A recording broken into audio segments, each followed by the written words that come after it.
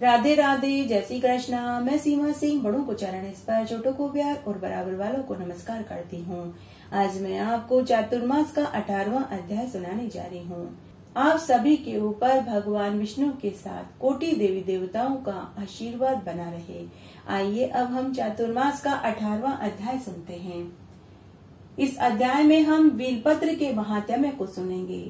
वीलपत्र में लक्ष्मी जी का वास होता है। चातुर्मास में वीलपत्र से महादेव जी की पूजा करने से मनुष्य के 7 जन्मों की दरिद्रता दूर हो जाती है। यदि वीलपत्र व आंकड़े दोनों को शिवलिंग पर चातुर्मास में चढ़ाते हैं तो उन्हें लक्ष्मी की प्राप्ति होती है। चातुर्मास में वीलपत्र के पेड़ के नीचे रोज घी का दीपक जलाया जाए तो भगवान शिव बहुत जल्दी प्रसन्न हो जाते हैं और वे अपने भक्तों की सभी मनोकामनाओं को पूरी कर देते हैं। जो मनुष्य चातुर्मास में रोज वीलपत्र के पेड़ को सींचता है, दर्शन करता है, तो उसके सारे कष्टों विघ्नों का उसी क्षण निवारण हो जाता है। घर में बैल के पेड़ को लगाने, सींचने, पूजा करने से धन धान्य, दीर्घायु, संतान सुख की प्राप्ति होती है। बरगद और बैल के पेड़ में भगवान शिव का वास होता है। वीलपत्र भगवान महादेव को सबसे अधिक प्रिय है। अगर श्रद्धा से चातुर्मास व सावन में शिवलिंग पर वीलपत्र अर्पित किया जाए तो भगवान महादेव बहुत जल्दी प्रसन्न हो जाते हैं और उस मनुष्य के सभी विघ्नों को दूर करके उसे मन वांछित फल देते हैं। नियमित रूप से वीलपत्र को जल से सींचने से पितृदोष से मुक्ति मिलती है। चातुर्मास में एक वीलपत्र भगवान महादेव को चढ़ाने से सभी इच्छित वर प्राप्त हो जाते हैं। बिना वीलपत्र के शिव पूजा अधूरी मानी जाती है। पूरे चातुर्मास में शाम के समय वीलपत्र के पेड़ के नीचे गाय के घी का दीपक जलाने से घर में स्थायी लक्ष्मी का वास होता है। धन धान्य सुख संपत्ति आती है।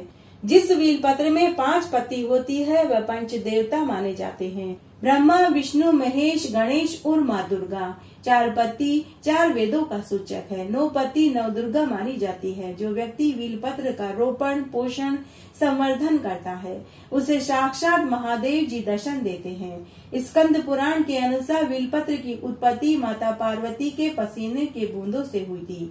जिस प्रकार तुलसी में माता लक्ष्मी का वास होता है वैसे ही वीलपत्र में माता पार्वती जी का वास बताया गया है।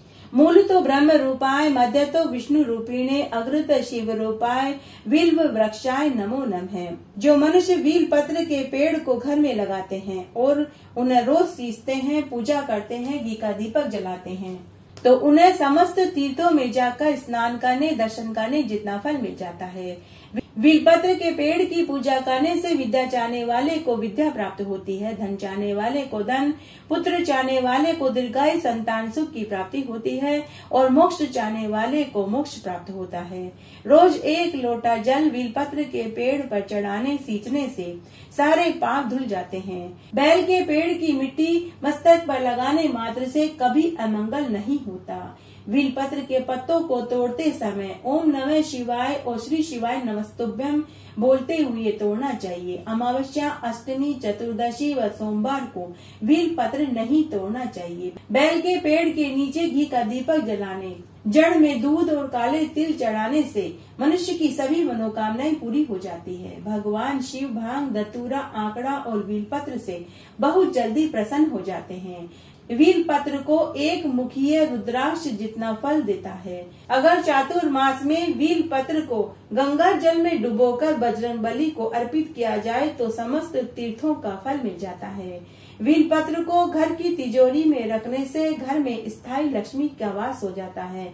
कहते हैं कि भगवान महादेव को 1000 कमलपत्र चढ़ाने से जो फल मिलता है वही फल 1 वीलपत्र चातुर्मास में शिवलिंग पर चढ़ाने से ही मिल जाता है। इसके संबंध में एक कहानी है कि एक भीड़ डाकू रोज जंगल में राहगीरों को लूटता और मारता था। यही उसकी आजीविका का साधन था। तब एक दिन वह राहगीरों को लूटने के इरादे से एक जंगल में एक पेड़ के ऊपर जाकर बैठ गया, लेकिन उस दिन कोई भी राहगीर उधर से नहीं गुजरा। उस दिन सावन मास की शिवरात्रि थी। उस डाकू का पूरा दिन बिना अन्न जल के ही बीत गया। अनायास ही उसका शिवरात्रि का उपवास हो गया। तब वह गुस्सा होकर पेड़ की पत्तियों को तोड़ तोड़ कर नीचे गिराने लगा और खाने लगा। वह जिस पेड़ पर बैठा था वह बीलपत्र का पेड़ था और उस पेड़ के नीचे एक शिवलिंग था जो पत्तियों से ढका हुआ था। वह भूख और प्यास से रोने लगा, जिससे उसके आंसुओं से शिवलिंग पर जल चढ़ गया। तभी भगवान महादेव उस डाकू से प्रसन्न हो गए और उसके सामने आकर उसे दर्शन देकर बोले कि हे वत्स, आज शिवरात्रि का दिन था, तूने बिना अन्न जल के पूरा दिन बिता दिया तो तेरा उपवास हो गया और तेरे आंसुओं और बीलपत्र से मेरा अभिषेक हो गया। हे वत्स, तू मांग, तुझे क्या चाहिए? तब वह डाकू हाथ जोड़कर भगवान के सामने खड़ा हो गया। तब भगवान ने उसे इच्छित वर दिया और वह डाकू इस जीवन के समस्त सुखों को भोग कर मरने के बाद कैलाश को प्राप्त हुआ। विष्णु भगवान कहने लगे कि बीलपत्र के महात्म्य को कहने की सामर्थ्य तो किसी में भी नहीं है। तब गालव ऋषि पेजवन से बोले कि हे पेजवन, फिर भी मैं यथासंभव जैसा आकाशवाणी ने कहा तुमसे कहता हूँ। एक समय पार्वती जी विहार करती हुई थक गई तो उनके माथे पर पसीने की बूंदें आ गई और उस बूंद के पृथ्वी पर गिरने पर वहाँ पर 2 वृक्ष पैदा हो गए। एक समय पार्वती जी वहाँ पर रमण करते हुए आई। उन वृक्षों को देखकर बड़ी ही प्रसन्नता से वे अपनी दोनों सखियों जया और विजया से पूछने लगी कि यह महान वृक्ष यहाँ पर कैसे आए। तब जया ने कहा कि हे देवी, ये दोनों ही बीलपत्र के वृक्ष हैं जो तुम्हारे ही पसीने की बूंदों से उत्पन्न हुए हैं। तब माता पार्वती जी अपनी सखियों से बोली कि इन महान वृक्षों के पत्तों का जो कोई भी सेवन करेगा वह अवश्य पृथ्वी का राजा होगा। बीलपत्र के पेड़ का पूजन करने से मनुष्य के पापों का नाश हो जाएगा। जो कोई भी श्रद्धा भाव से बीलपत्र द्वारा मेरी और महादेव जी की पूजा करेंगे तो उनकी सभी मनोकामनाएं सिद्ध हो जाएगी। पत्रों के आगे का भाग को जो कोई खाएगा उसके हजारों पाप अपने आप ही नष्ट हो जाएंगे। जो बीलपत्रों से मेरा और महादेव जी का पूजन करेंगे वे कभी भी यम की यातना के दुख को नहीं देखेंगे और वे तीनों प्रकार के दुख कायिक, वाचिक, मानसिक कभी भी प्राप्त नहीं होंगे। इतने वचन कहकर पार्वती जी वापस अपनी सखियों के साथ कैलाश को चली गई। विष्णु भगवान कहते हैं कि बीलपत्र का वृक्ष अत्यंत पवित्र और पापों का नाश करने वाला है। इसके मूल में साक्षात गिरजा देवी का वास है। इस कंद में दाक्षायणी देवी का, शाखाओं में माहेश्वरी देवी का, पत्तों में पार्वती देवी का, फल में कात्यायनी देवी का वास है। त्वचा में गौरी का, बलकल में अपर्णा का, फूलों में दुर्गा का, छोटी शाखाओं में उमा का, कांटों में शक्ति का वास है। जो इनके पत्तों से महादेव और पार्वती जी का पूजन करेंगे उनकी सभी मनोकामनाएं सिद्ध हो जाएगी। यही माहेश्वरी गिरजा मोक्ष को देने वाली है। चातुर्मास में सुनी जाने वाली शालिग्राम भगवान की कहानी सुनते हैं। एक बार बहुत छोटा सा गांव था। उस गांव में एक विधवा बुढ़िया माई अपने बेटा बहू के साथ रहती थी। उस विधवा माई के पास गाय, भैंस, बकरियां थी जिन्हें वह जंगल में चराने जाती थी। उनका दूध निकालती और बेचती थी। जब दूध बच जाता तो दही जमा देती और छाछ, घी बेचती थी। उसका बेटा मेहनत मजदूरी करता था। बुढ़िया माई इन सभी कामों को करने के साथ रोज भगवान शालिग्राम को स्नान कराती, पूजा पाठ करती, रोज भोग बना करके भोग लगाती। शाम को पुनः जब भोजन बनता तो सबसे पहले भोजन का भोग शालिग्राम भगवान को लगाती थी। जब मक्खन बिलोती तो मक्खन का भोग शालिग्राम भगवान को लगाती। सुबह शाम उसकी यही दिनचर्या थी।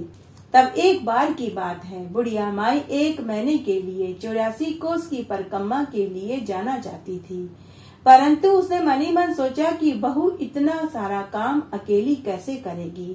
गाय, भैंसों और बकरियों का दूध निकालना, बेचने जाना, दही, छाछ, घी बेचने जाना, उन्हें जंगल में चराने के लिए ले जाना, घर की रोटी, सब्जी, झाड़ू बुआरी करना, गाय भैंसों के बाड़ी की साफ सफाई करना और उसके बाद मेरे ठाकुर जी को स्नान कराना, पूजा पाठ करना, दोनों समय भोग लगाना, आरती करना, दीपक जलाना, यह सारा काम बहू अकेले कैसे करेगी।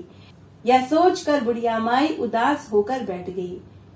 तब रोज की तरह शाम को भोजन की थाली देने जब उसका बेटा अपनी माँ के कमरे में गया तो उसने अपनी माँ को उदास बैठे हुए देखा तो उदासी का कारण पूछा। तो बुढ़िया माई ने अपने बेटे को पूरी बात बताई कि बेटा गांव की सभी औरतें 84 कोस की परिक्रमा के लिए जा रही है। मेरा भी बहुत मन है, लेकिन घर का, गाय भैंसों का और फिर मेरे शालिग्राम भगवान का काम बहू अकेले कैसे करेगी। तब बेटा बोला कि माँ, ऐसा मौका बार बार नहीं मिलता। आप 84 कोस की परिक्रमा के लिए जरूर जाइए। तुम्हारी बहू से तुम खुद पूछ लो, वो जरूर तुम्हारा सारा काम कर देगी। तब बेटे ने अपनी पत्नी को बुलाकर पूरी बात बताई तो बहू, जो बड़ी ही नेक दिल की, दयालु और सीधे सरल स्वभाव की थी, दुनियादारी की चालाकी उसे आती तक नहीं थी। उसने अपनी सासू माँ से कहा कि माँ जी, आप जरूर तीर्थ यात्रा करने जाइए, मैं आपके पीछे से सभी काम कर लूंगी। तब बुढ़िया माई ने गाय भैंसों का पूरा काम समझाया कि दूध, दही, घी बेचने जाना है। रोज सुबह जल्दी उठकर स्नान करने के बाद मेरे शालिग्राम भगवान को स्नान कराना है, पूजा करनी है, घी का दीपक जलाना है, दोनों समय आरती करनी है, दोनों समय भोग चढ़ाना है। इस तरह बुढ़िया माई ने बहू को सारा काम समझा दिया। अब बुढ़िया माई निश्चित होकर 1 महीने के लिए 84 कोस की परिक्रमा के लिए चली गई। दूसरे दिन बहू जल्दी उठी, स्नान आदि करके शालिग्राम भगवान को स्नान कराया, कपड़े पहनाए, पूजा करी, घी का दीपक जलाया, अगरबत्ती करी, आरती करी और भोग में हलवा, पूड़ी, सब्जी व पानी का लोटा भगवान के सामने रख दिया और बोली कि हे शालिग्राम भगवान, आप पूरा भोजन खत्म कर लेना और पानी पी लेना, बाद में आकर मैं झूठे बर्तन ले जाऊंगी। अब मुझे भी घर का और बहुत सा काम करना है। ऐसा कहकर बहू गाय भैंसों व बकरियों का दूध निकालकर बेचने चली गई। वापस घर आई तो उसने देखा कि शालिग्राम भगवान के सामने भोजन की थाली जो की त्यों रखी हुई थी। बुढ़िया की बहू ने सोचा कि शायद मेरी पूजा में कोई कमी रह गई होगी, इसीलिए ठाकुर जी ने भोजन नहीं किया। उसने वापस आंखें बंद करके स्तुति करने लगी कि हे ठाकुर जी, मेरी पूजा में अगर कोई त्रुटि रह गई हो तो आप मुझे माफ कर दीजिए, लेकिन आप भोजन कर लीजिए। उसने सोचा कि शायद मैंने पर्दा नहीं लगाया, इसीलिए भगवान ने भोजन नहीं किया। तो उसने तुरंत पर्दा लगा दिया और बोली कि ठाकुर जी, अब आप भोजन कर लीजिए, आपको कोई नहीं देखेगा, मैं थोड़ी देर में फिर आती हूँ। ऐसा कहकर बुढ़िया की बहू पुनः घर का काम निपटाने के लिए भीतर कमरे में चली गई।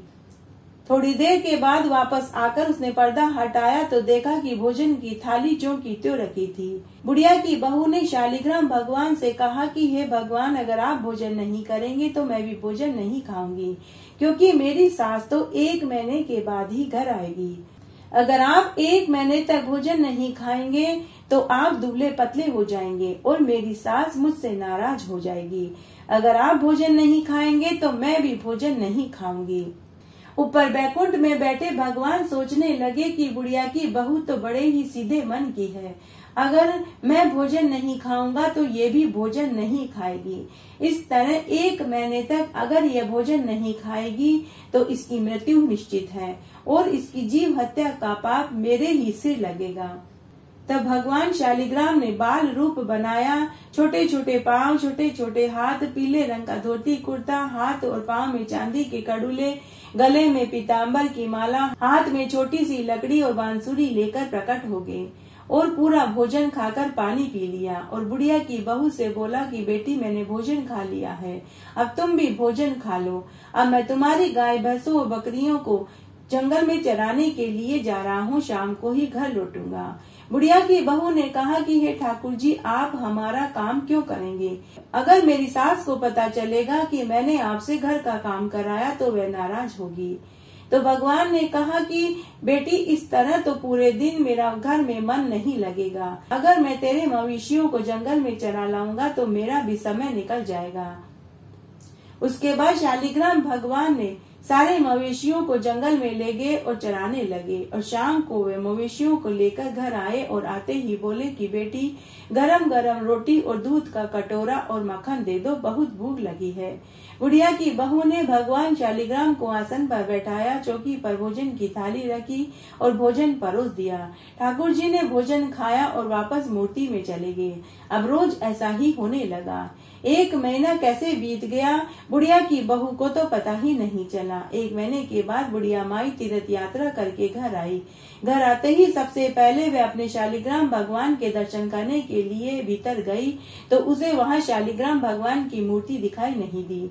बुढ़िया ने अपनी बहू से पूछा कि बहू, मेरे शालिग्राम भगवान की मूर्ति कहाँ है? बुढ़िया की बहू ने अपनी सास से कहा कि सासू माँ, आपके शालिग्राम भगवान हमारे मवेशियों को चराने जंगल में गए हैं, संध्या को ही लौटेंगे। ऐसा सुनते ही बुढ़िया माई का सिर चकराने लगा और वह बोली कि अरे, कहीं ठाकुर जी भी मूर्ति में से निकलकर हमारे घर के मवेशियों को चराने जंगल में जाएंगे? तू झूठ बोल रही है। अब सास बहू को जोर जोर से लड़ने लगी। तभी उसका बेटा बिखर आ गया। बुढ़िया ने बेटे से कहा कि देख, तेरी बहू क्या बोल रही है। तेरे कहने से ही मैंने इसे घर का काम और शालिग्राम भगवान की जिम्मेदारी सौंपी थी। अब तू ही पूछ, मेरे शालिग्राम भगवान की मूर्ति कहाँ है? तब पति ने अपनी पत्नी से पूछा तो उसने वही कहा जो अपनी सास को कहा था।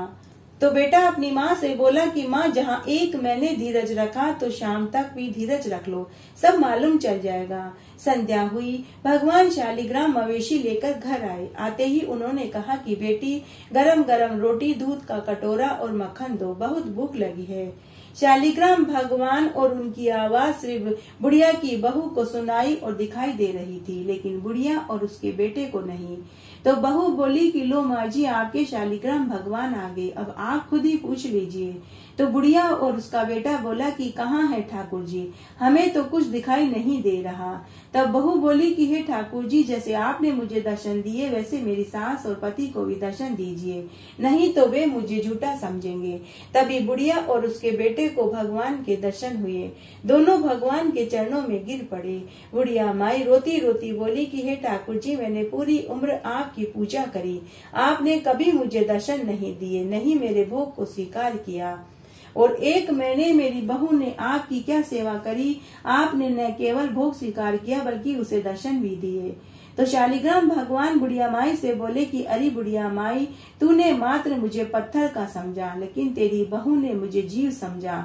हे शालिग्राम भगवान, जैसे आपने बुढ़िया की बहू को दर्शन दिए और उसके भोग को स्वीकार किया, वैसे हमें भी दर्शन देना, हमारे भोग को भी स्वीकार करना। घटती हो तो पूरी हो तो परवान चढ़े, भूले बिसरे नाम तेरे भंडार में भरे। इस तरह आज हमने चातुर्मास का 18वां अध्याय सुना। आशा करती हूँ यह आपको जरूर पसंद आएगा। मेरे साथ बने रहने के लिए आपका धन्यवाद। आगे आने वाली कथा कहानियों के लिए भी आप इसी तरह मेरे साथ बने रहें। धन्यवाद।